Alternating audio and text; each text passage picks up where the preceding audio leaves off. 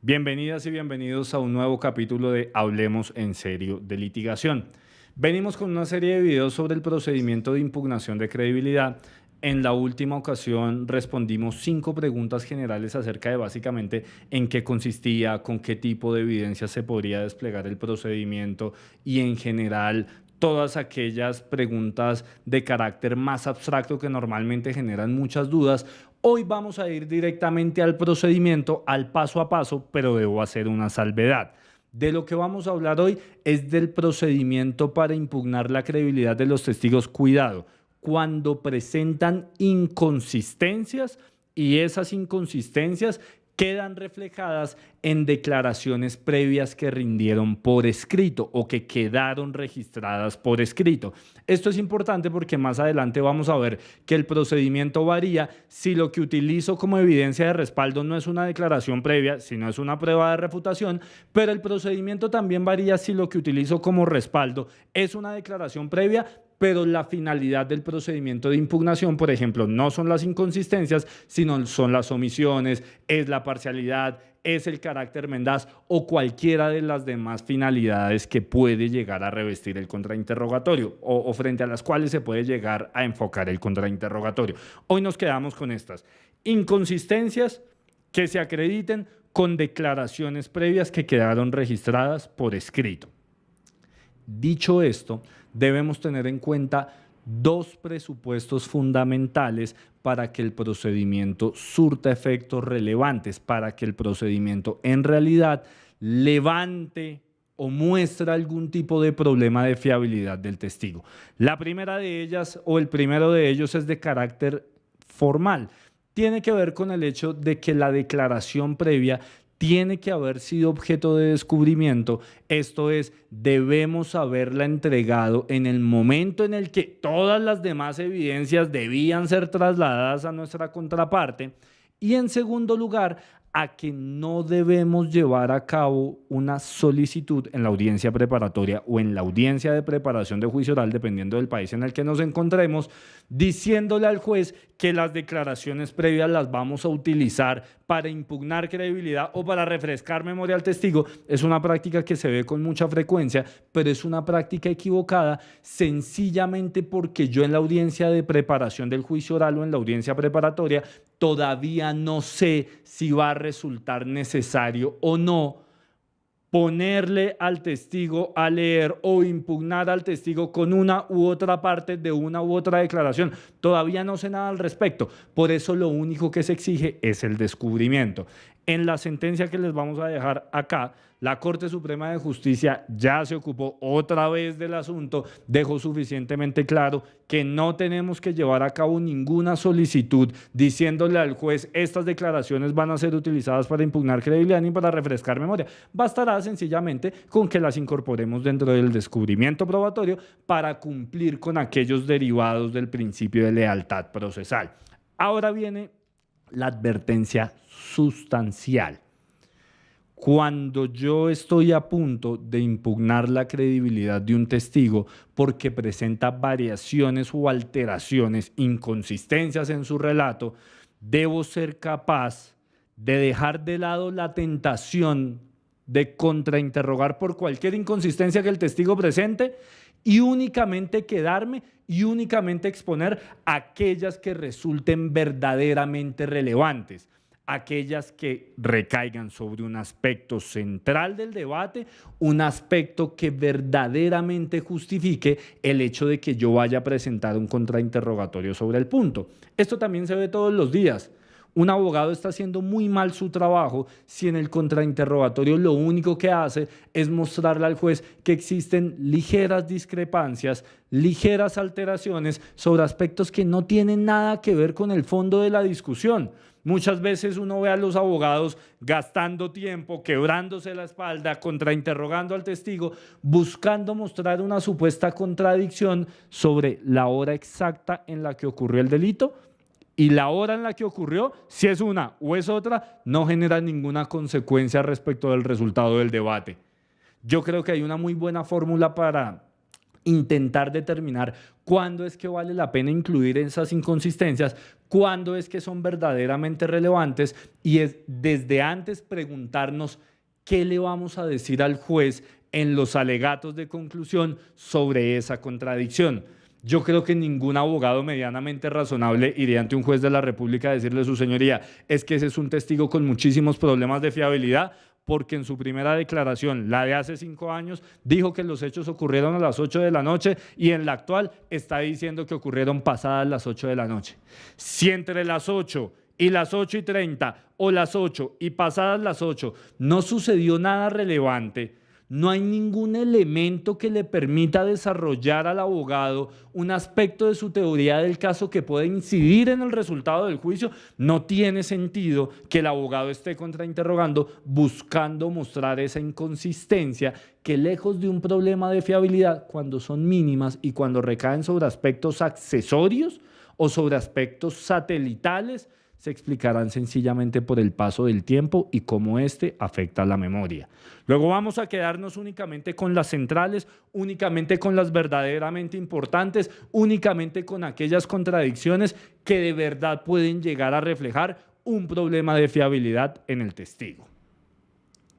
Ahora, el procedimiento que paso a describir es uno que ustedes van a encontrar desarrollado desde hace muchas décadas en la doctrina especializada de los Estados Unidos sobre reglas de evidencia y técnicas de litigación. Es una que ha sido recogida también por las Cortes americanas cuando han entrado a dirimir aspectos relacionados con la impugnación de credibilidad, pero lo más importante para los efectos de los abogados que estamos, particularmente en Colombia, pero yo creo que es una visión que también le sirve a los colegas que están en otros países de Latinoamérica. Es un procedimiento que ya, enhorabuena, ha recogido la Sala de Casación Penal de la Corte Suprema de Justicia, basándose a su vez en las Cortes americanas que han hablado sobre el particular, en las reglas de evidencia de Puerto Rico, que también son importantes, y en la doctrina más especializada. El procedimiento está compuesto por 4 grandes pasos y desde el principio se infieren de allí deberes bien importantes para el abogado que lo va a desplegar. El primer paso del procedimiento de impugnación de credibilidad radica en fijar cuál es la información que queremos atacar. Esto es, en exponer cuál es la afirmación del testigo respecto de la cual existe otra declaración previa en un sentido distinto. ¿En dónde recae la contradicción, si ustedes quieren decirlo en términos más sencillos? Tenemos que realizarlo, por supuesto, a través de preguntas sugestivas, a través de afirmaciones, como ya hemos visto en videos pasados. Aquí les vamos a dejar el link para el video sobre cómo formular las preguntas de contrainterrogatorio. Y piénsenlo con un ejemplo además inspirado en la vida real, solamente que no vamos a hablar de nombres concretos ni nada relacionado con el caso. Piensen ustedes en un caso de delitos en contra de la administración pública relacionados con la contratación estatal. Tienen ustedes a un testigo que llega a juicio a decir que en determinado contrato se produjeron una serie de irregularidades, pero ese mismo testigo, en declaraciones previas que había rendido en contextos formales ante la Fiscalía, había dicho que en ese contrato en específico sobre el que recae el caso y sobre el que ahora dice que sí hay irregularidades, antes había dicho que no existían, antes había dicho que no había percibido ninguna. Esta contradicción, ¿cómo se expone? ¿Cómo cumplimos con el primer paso? ¿Qué es lo que le vamos a exponer al juez? La afirmación que está haciendo el testigo en el juicio, pero la debemos exponer de tal manera que el juez sepa que allí está el objeto del ataque y que por ende el juez sepa que esta es la consideración o esta es la afirmación mejor que nosotros consideramos contraria a la verdad. Por eso, cuando nosotros estemos preguntando sobre lo que el testigo acaba de decir en el interrogatorio directo, valdrá la pena utilizar fórmulas como: supuestamente se produjeron modificaciones en este contrato. ¿Es eso lo que usted le está diciendo al juez? O, a ver, hoy usted le está afirmando al juez que en este contrato en específico se produjeron irregularidades que supuestamente usted conoció. ¿Es eso lo que le está diciendo? Que quede claro que no creemos que eso es cierto. Ojo, esto no es un asunto de mera persuasión, aunque yo creo que tiene un efecto en este sentido. Es muy importante, entre otras cosas, porque le permitirá al juez darse cuenta que nosotros estamos iniciando el procedimiento de impugnación de credibilidad y, de hecho, si nosotros venimos haciendo bien sistemáticamente nuestro trabajo, cuando nosotros le preguntemos al testigo con este tono, con esta entonación y diciéndole supuestamente tal cosa, o hoy usted está diciendo que sí hubo irregularidades en este contrato, seguramente el juez ya estará pensando que después vamos a probar que el testigo había hecho manifestaciones distintas. Activamos también no solo el procedimiento, sino la capacidad del juez para comprender la información que viene a continuación. Es una pregunta que tiene que hacerse con suficiente grado de detalle. Aquí yo estoy hablando en generalidades. En este contrato, si estuviésemos ya desplegando el contrainterrogatorio de este mismo ejemplo, pero en la vida real, identificaríamos el contrato, identificaríamos qué es concretamente lo que el testigo está diciendo. Por ejemplo, identificaríamos también cuál es la supuesta irregularidad, pero siempre dejando claro que pretendemos mostrar que no es veraz, que pretendemos mostrar que consiste en mentiras que está diciendo el testigo y que se prueban o que se refutan mejor con las afirmaciones previas inconsistentes. Cumplido con este primer paso, que lo único que muestra es que el juez sepa hacia dónde van dirigidos los ataques, inmediatamente después vamos a desplegar el segundo. El segundo paso del procedimiento de impugnación de credibilidad radica en realizar preguntas sobre la declaración previa con el fin de resaltar su importancia, con el fin de resaltar que se trata de una declaración que se rindió en un contexto formal, en la que el testigo o estaba bajo juramento o tenía claro el deber y la obligación de responder con la verdad las preguntas que le hicieran y, sobre todo, esto suele ser importante en muchos casos, de una declaración que se realizó muy cerca a la ocurrencia de los hechos, donde los recuerdos de los testigos deberían estar más frescos, donde por ende la evocación de esos recuerdos debería ser más precisa. ¿Y cómo se hace esto? Sencillo, ejerciendo la labor de contrainterrogadores, haciendo preguntas. Usted rindió una declaración ante la Fiscalía, piensen ustedes, el 19 de marzo del 2021, ¿o no?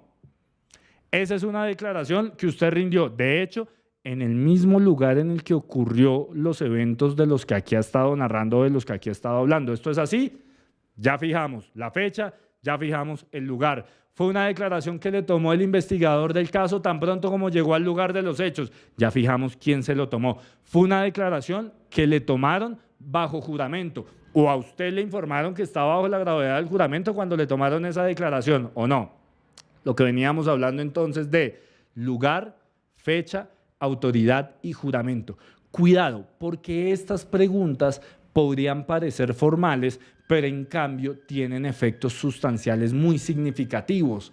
No es lo mismo que un testigo por fuera de juicio diga algo distinto a lo que está diciendo en el juicio, si lo que dijo por fuera lo dijo por ahí conversando con los amigos, o lo dijo por ahí rememorando lo que había sucedido con la familia, o lo dijo tomándose unos tragos y hablando sobre el suceso interesante del cual fue testigo, a que esa declaración previa se haya dado en contextos formales, a que se haya dado con el testigo sabiendo que tenía el deber de contar la verdad, a que el testigo haya rendido esa declaración sabiendo que si mentía o si escondía algún dato, esa omisión o esa mentira podría llegar a generar repercusiones negativas en la investigación que adelantaba la Fiscalía o la defensa, porque recuerden que estos procedimientos funcionan igual con independencia de cuál de las dos partes sea la que lo ejerza, la que lo implemente, ¿vale? Luego se trata básicamente de decirle al juez, con estas preguntas, dése cuenta que la declaración previa del testigo se dio en un contexto formal en el que él sabía que tenía el deber de contar la verdad. Cuando terminamos este segundo paso, nos vamos al más delicado de todos, que es el tercero. El tercer paso del procedimiento de impugnación de credibilidad radica, cuidado con esto porque hasta el nombre es importante, en darle la posibilidad al testigo de aceptar el motivo de la impugnación. Este es un paso / requisito que ha sido contemplado como tal, otra vez en la doctrina más especializada y lo que nos interesa a nosotros en la propia jurisprudencia de la Corte Suprema de Justicia. En la decisión que les vamos a poner, no sé si acá, otra vez, o acá, de la Corte Suprema de Justicia, de la Sala de Casación Penal, ustedes van a ver cómo la Corte, basándose en la normatividad extranjera y en la doctrina más especializada, ha dicho que el abogado debe darle al testigo la oportunidad de aceptar la razón por la cual lo contrainterroga. Y cuidado, porque la consecuencia es lo más importante, porque si el testigo la acepta, no será procedente utilizar la declaración previa para continuar con la impugnación de credibilidad. Ya el punto estará aprobado, ha dicho la Corte. Pero esto trae repercusiones prácticas que nosotros no podemos perder de vista. Si el testigo me acepta y la aceptación implica que yo ya no voy a poder exteriorizar el contenido de la declaración previa, esto lo que significa es que las preguntas que yo le formule para darle la oportunidad de aceptar el motivo de la impugnación tienen que ser de filigrana, tienen que ser muy cuidadosas, tienen que reflejar muy bien, con mucha precisión y de forma integral, aquello que el testigo había dicho en la declaración previa, que es básicamente lo que yo pretendo probar. Y pese a que esto puede llegar a parecer muy complicado, en realidad cumplir con este requisito de precisión radica en tomar la declaración previa, identificar cuando el testigo dijo, siguiendo con el ejemplo que traíamos, en ese contrato yo nunca observé ninguna irregularidad o en ese contrato no existió ninguna alteración, y justamente con los términos que utilizó el testigo en la declaración previa, formular la pregunta. Entonces, señor testigo, en esa declaración previa de la que veníamos hablando, paso 2, acuérdense, ¿usted dijo o no dijo que no había percibido ningún tipo de alteración? ¿Es así? ¿Fue eso lo que usted dijo en ese momento? Le estoy dando la oportunidad al testigo de que acepte la razón por la cual lo estoy impugnando. Solamente si el testigo me dice sí, eso fue lo que yo dije y no tengo ninguna duda de haberlo dicho, es que el procedimiento termina allí. Pero ¿qué sucede? Y en esto quiero hacer una suerte de paréntesis, con esto que vemos todos los días, cuando los testigos ante esta pregunta no dicen sí, tampoco dicen no, yo no dije eso, sino lo que responden es no, no me acuerdo. Me interesa un montón fijarme en esta hipótesis porque hay muchos actores, defensores, fiscales y jueces, que creen que cuando el testigo responde no me acuerdo, en medio del procedimiento de impugnación de credibilidad, lo que hasta ese momento se tramitaba como impugnación empezará a ser un procedimiento de refrescar memoria. ¿Por qué? Porque el testigo dijo no me acuerdo. Algo así como si dependiera del testigo cuál es la técnica que ejerce el abogado. Y en esto debemos ser suficientemente claros. La doctrina más especializada de los Estados Unidos, por ejemplo, les voy a citar el libro de Ronald Clark sobre el contrainterrogatorio, muy, muy buen libro. Así como varias sentencias de cortes americanas han fijado un estándar de conformidad con el cual únicamente cuando el testigo acepte de forma inequívoca y sin calificativos el motivo de la impugnación, es que entenderemos que no será procedente continuar con la declaración previa que contenía la manifestación inconsistente, ¿vale? Si el testigo dice no, la niega. Si el testigo dice no me acuerdo, o si el testigo dice más o menos, o si el testigo dice puede que yo haya dicho eso, pero no estoy completamente seguro. Cualquier otra razón que proporcione el testigo, distinta a un sí inequívoco y sin calificaciones, dará lugar a que nos vayamos al cuarto paso. Como se trata de una discusión tan frecuente y como se trata de un asunto que todavía no ha sido objeto de regulación ni en nuestro Código de Procedimiento Penal, por supuesto, ni tampoco de pronunciamientos por parte de la Sala de Casación Penal de la Corte Suprema de Justicia, me interesa mucho que ustedes tengan presente que esta es la solución que han dado las Cortes Americanas, como les decía, entre otros en los casos del Estado contra Blalock, del Estado contra Lynn, del Estado contra Boroms y del Estado contra Dennis, todos exactamente en los mismos términos. Si el testigo no proporciona una aceptación inequívoca y sin calificativos del motivo de la impugnación, el procedimiento sigue. ¿Cómo sigue el procedimiento? Con el cuarto paso.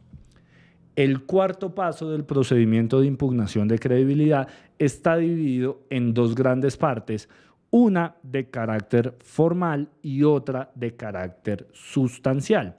La de carácter formal radica en tomar la declaración, pedirle permiso al juez para entregársela al testigo. Normalmente vamos a exigir allí que se le muestre a las demás partes intervinientes para que vean que fue objeto de descubrimiento, que la declaración no tiene ningún tipo de alteración ni nada parecido, y luego de que se la entregamos al testigo para realizarle una serie de preguntas frente a los aspectos de la autenticación. Esto implica preguntarle al testigo si fue rendida esa declaración en tal fecha. Yo mismo le digo cuál fecha, no me pongo a preguntarle cuál es. Si eso es una declaración que al inicio dice declaración del testigo tal, si al final del documento contiene una firma, si esa es su firma y si con todo esto reconoce que se trata de una declaración que él mismo rindió. Será importante allí, como les decía, la fecha, la autoridad, el proceso en el marco de la cual se tomó y demás. Todo esto nos permitirá a nosotros que el juez, cuando vaya a llevar a cabo la valoración de la inconsistencia, pueda fijar adecuadamente los dos extremos, que sepa cuándo y sobre todo en qué contexto fue que se dio esta primera declaración. Luego sí vamos a la parte sustancial, que implica la confrontación con la afirmación realizada con anterioridad.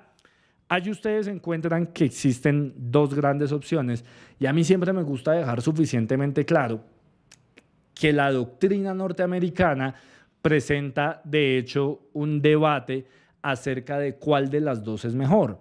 La primera opción es que, tomando una copia de la declaración, se la entreguemos al testigo y le pidamos al testigo que él mismo lea el fragmento que incluye la contradicción, y la segunda, que nosotros le entreguemos al testigo una copia de la declaración, lo ubiquemos en el fragmento, pero seamos nosotros quienes realicemos la lectura.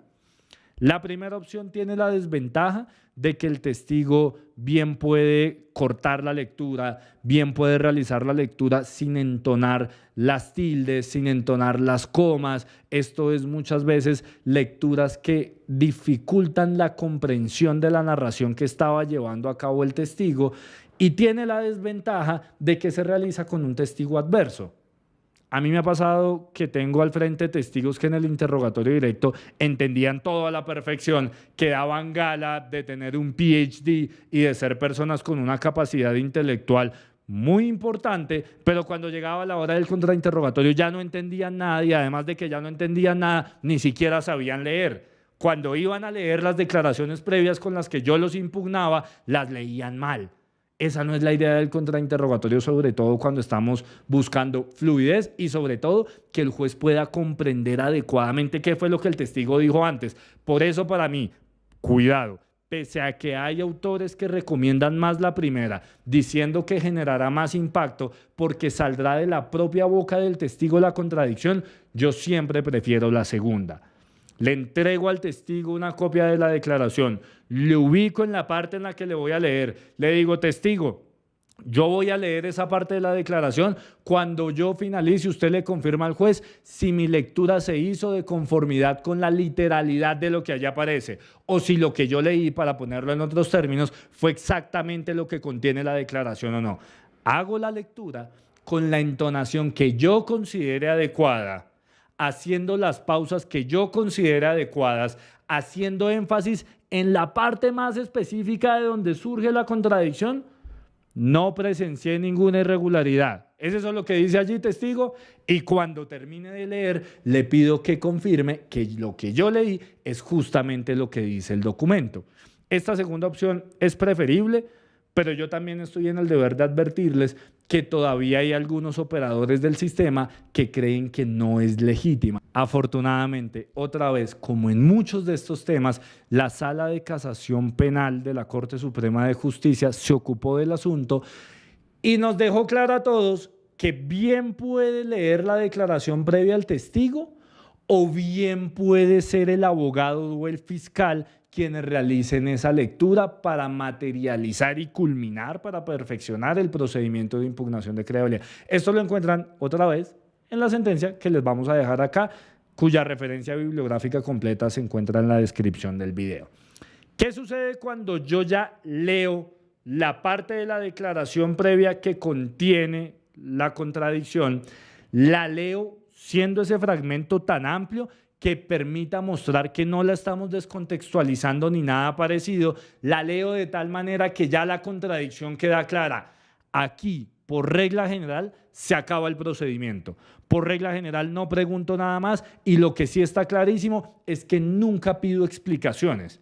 Nunca le digo al testigo, bueno, ¿usted por qué antes estaba diciendo que no había presenciado, que no conocía o que no existía ninguna irregularidad en ese contrato y ahora está diciendo que sí y que es atribuible además a mi cliente? Esa es una pregunta que yo no hago. Pero yo creo que es importante que ustedes sepan que a pesar de que no hagan esa pregunta, que a pesar de que no soliciten la justificación o la explicación, es probable que el testigo, bien porque ya viene preparado o bien porque la idea le surge en el medio del contrainterrogatorio, sin que le sea solicitada, exponga alguna justificación. Sin que yo se la pida, el testigo la proporcione. En esos eventos la peor idea es empezar a interrumpir a gritos al testigo. Es decirle, no, usted ya no puede hablar más, por favor, guarde silencio. No es eso lo que hacemos nosotros cuando estamos contrainterrogando. Deberíamos hacer un esfuerzo importante antes, cuando estamos en el diseño del contrainterrogatorio, para intentar prever cuáles son las justificaciones con las que puede llegar a salir el testigo. Si prevemos adecuadamente la justificación y encontramos alguna evidencia que ataque esa justificación, tan pronto como el testigo la exteriorice, inclusive sin que yo se la haya pedido, la utilizo. En este ejemplo de la vida real que yo les estoy poniendo, yo me imaginaba que una de las justificaciones que iba a dar el testigo es que supuestamente en ese momento él estaba siendo investigado, no había adquirido ningún tipo de compromiso con la fiscalía para colaborar con la justicia a cambio de recibir prebendas o beneficios punitivos, y esa iba a ser la razón que iba a proporcionar, y fue justamente lo que sucedió. Yo, por supuesto, ya tenía a la mano los documentos que mostraban las fechas de la negociación que había empezado con la fiscalía, fechas que eran anteriores a esa declaración, razón por la cual esa manifestación previa contradictoria ya la había dado en el marco de una negociación para un principio de oportunidad con la fiscalía, lo que significa que la excusa de yo me seguía defendiendo era mendaz, ¿vale? Pero estos son algunos casos en los que uno logra prever la justificación. Si no logra hacerlo o no encuentra una evidencia de respaldo para atacar la justificación del testigo, seguimos con la regla general, ahí se acaba el contrainterrogatorio. Así el testigo proporciona alguna respuesta, así el testigo proporciona alguna justificación. Piensen, por favor, que por más de que el testigo haga esfuerzos para intentar convalidar su contradicción, para intentar justificarla, si la contradicción es real, es clara y es verdaderamente importante, los esfuerzos del testigo para rehabilitarse muy probablemente serán infructuosos. Luego, los efectos del contrainterrogatorio, aún con la justificación no solicitada proporcionada por el testigo, se habrán logrado. Como les anticipaba, en los siguientes videos vamos a hablar de qué sucede cuando estamos impugnando credibilidad frente a una finalidad distinta a las inconsistencias o con una evidencia de respaldo distinta a las declaraciones previas. Todos estos cambios, bien en el objetivo o bien en la fuente de la impugnación, van a generar también cambios en el procedimiento que yo creo que vale la pena que miremos en detalle. Muchas gracias a todos y a todas y nos vemos pronto.